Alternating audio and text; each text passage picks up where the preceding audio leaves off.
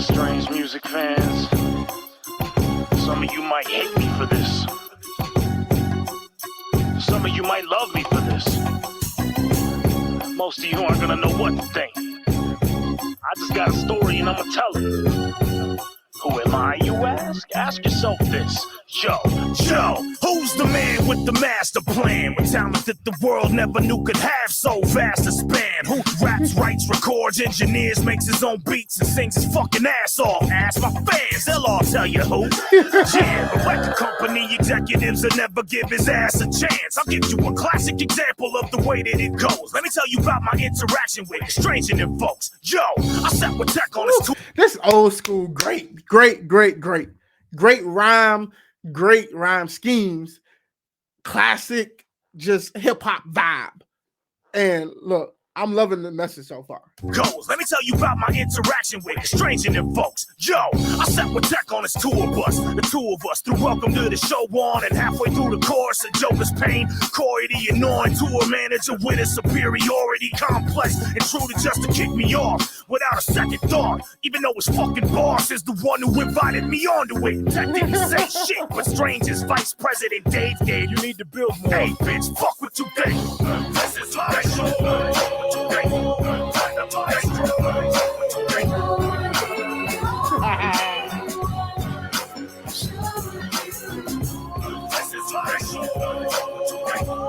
It's like 3 or 4 different things going on right now. Like it's singing, like the ad libs in the background.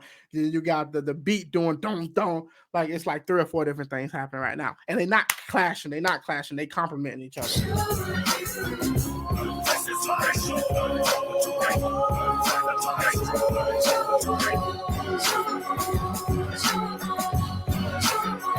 Yeah, I worked a 12-hour shift, got off, flew to Phoenix, and drove another 9 hours to Santa Barbara to meet and protect at Dave Wanna's behest. And I'm here trying to impress some pussy tour manager flexing his penis. How the fuck would you feel if you put your last dollar bill in the gas tank in your truck and hauled ass for hours willing to bet? If you were chilling with Tech, you'd feel the skill and respect, but instead you kicked out and left pipe dreaming. See the difference between me and these other motherfuckers is I ain't afraid of strange, and I'll declare publicly their kingpin can't fuck with me, and my success isn't contingent on his. Travis is all Dave's puppetry. It ain't nothing against them.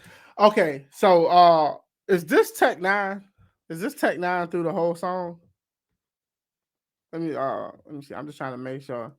Cause he referencing Tech N9ne. I don't know if he referencing himself. He's speaking in third person or what. Success isn't contingent on his. Travis is all Dave's puppetry. It ain't nothing against the man. Tech's legacy stands. I show respect when it's due, and unbegrudgingly, but don't fucking tell me I ain't a valid contender. I've been raw since cryptozoologists first discovered me. You see, rappers all one Tech spot. Well, guess what? Joker ain't a rapper, bitch. Slug me in the next slot. I'm bigger than the label with one actual artist surrounded by tax write-offs and talentless redundancy. You got your fans tricked, but I ain't buying that shit. Like all them garbage ass B-list albums you keep publishing. You know, for so long, like this song is definitely bringing me to that. Like for so long, you know, a lot of young artists thought that the only way to make it was to like sign up to a big record label and all of this stuff. But honestly, like those guys who pioneered, those guys who went against the grain, we see guys like Tom McDonald doing that now, and a lot of these independent artists who are like bucking that grain and doing their own thing.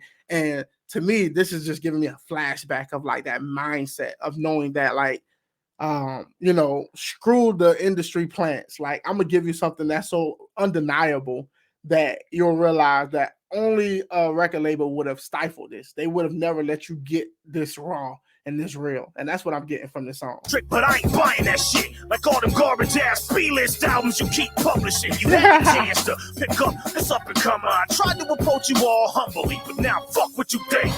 This is my show. Yeah. Right on. You know what I'm saying? Yo, you say this is my. What? So it's a guy dissing Tech N9ne? Oh no, I had no idea. Bro, people probably be looking at me like, yo, this guy, he ain't hip to none of this. Hey man, that's just the way it go. You know what I'm saying? That's just the way it go. I think Joker is super underrated, but he put out a bunch of diss tracks and kind of screwed himself by doing it. Oh, Hey man, it works for some people. Like 50 Cent got real famous, like just dissing a whole bunch of people. I guess it's who you diss, how you diss it, and when you diss them that determines if it's gonna help you or hurt you. You know, but dude can definitely spit. Dude fire.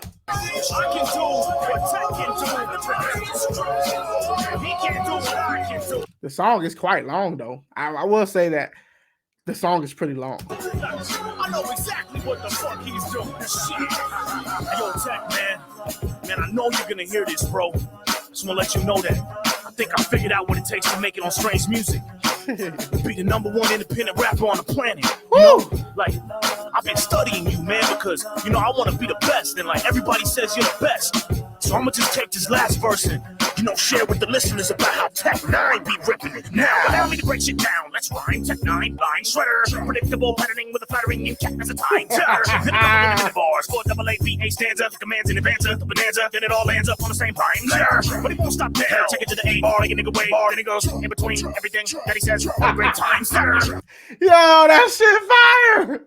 Bro, it's fire, bro. Let's take it to the A bar, like a nigga way, then it goes in between everything that he says. What a great time setter. He might even switch it from 30 seconds subdivided to triplets and introduce harmony for the phylogeny, because the ladies love it singing like fine letter. And they'll speed it up faster, but it doesn't really gotta make sense, because the fans can't even understand what he's saying anyway. They're willing to bet if they laugh when the niggas say shit like dark and wicked, autistic kids picking up frogs and crickets. Then it goes back to the line header. It's called completion. It's all cohesive. It's basic music theory, bitch, and it ain't that hard to teach. Listen, I ain't got nothing but love for the nigga, but he ain't governor of the shit, and I would love it, admit it, but I really can't in a good conscience, cause the fact of the matter is I'm better.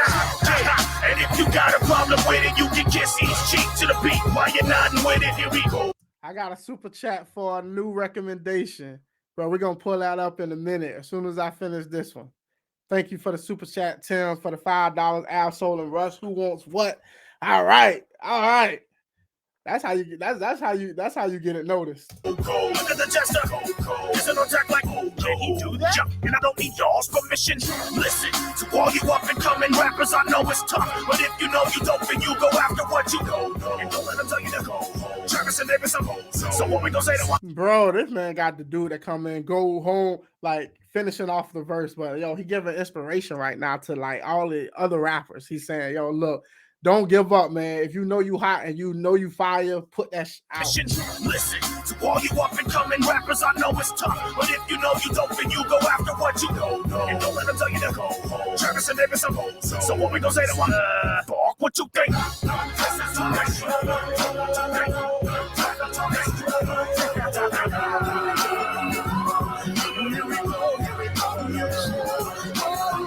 Okay, now I understand what I'm saying, right? Like I've been looking at this video. It's not really a video, but I've been looking at it. I'm seeing that he has other songs down here, and it's talking about all the disses and stuff like that he's put out. I don't know if it's all of them, but it's some of the disses he put out. So I guess that goes back to saying he did do a lot of disses.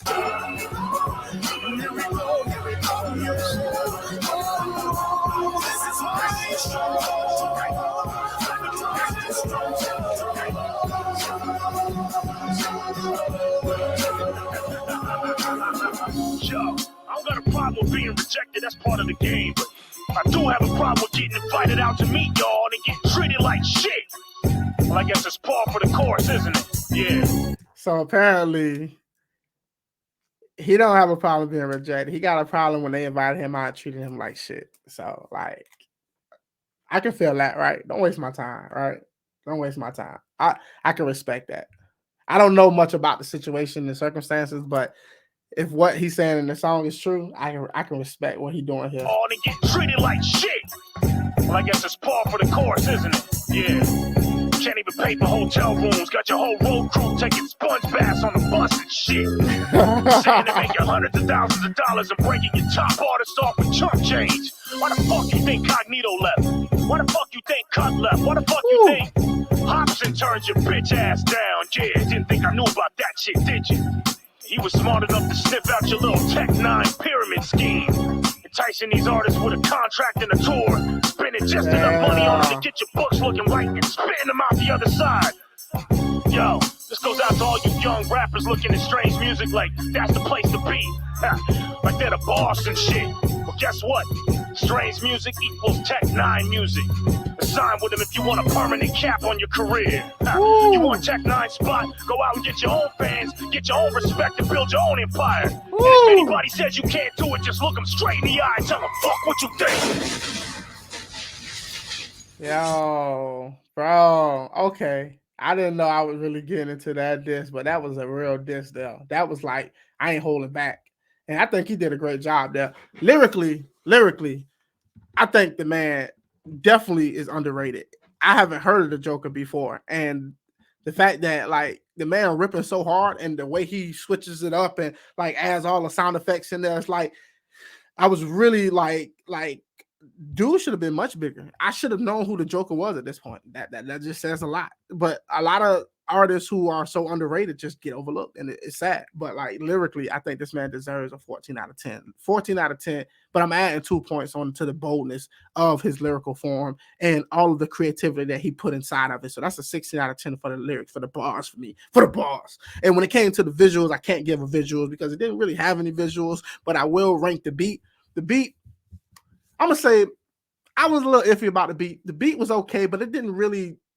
It wasn't something that stuck with me. But I think it was really. It was average, I guess. I'll give it a 7 out of 10. 7 out of 10 for the beat. Overall ranking for the song, I think I should give it a 13 out of 10. 13 out of 10. I think the Jokerr, he broke the scale for me in that regard. Lyrically, I think that's what it was all about on that song. 1 in a million to 1 villain. Too hot to be in the kitchen, I'll end up melting the ceiling.